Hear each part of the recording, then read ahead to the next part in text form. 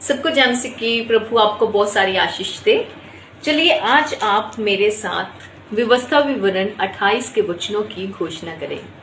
इन वचनों को आप अपने जीवन में जब अप्लाई करेंगे तो आप खुद देखेंगे कि ये वचन आपके जीवन में कैसे कार्य करते हैं। जैसे हम पौधों को पानी देते हैं, धीरे धीरे वो बढ़ते हैं ना, तो ऐसे ही जब हम परमेश्वर के वचन को अपने विश्वास के द्वारा बढ़ाते हैं तो ये भी हमारे जीवन में बढ़ते हैं, ये भी हमारे जीवन में कार्य करते हैं।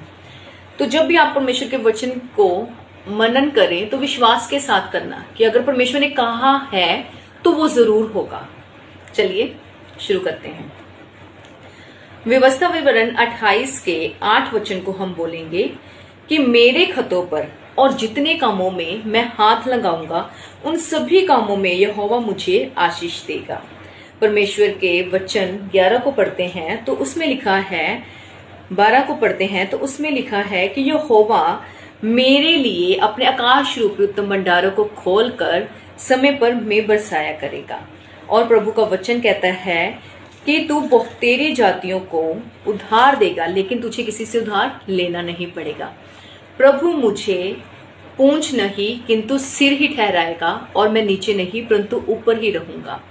इन वचनों को आप जब सुबह उठते हो, प्रार्थना करते हो, इन वचनों की घोषणा करें। जब आप रात को सोते हो तो इन वचनों की घोषणा करें। आप देखेंगे अपने जीवन में कि पल पल जब जब आप इन वचनों की घोषणा करेंगे अपने जीवन में तो प्रभु के ये वचन कार्य करेंगे, क्योंकि प्रभु का वचन कहता है आकाश और पृथ्वी टल जाएंगे लेकिन मेरी कही हुई बातें कभी नहीं टलेंगी।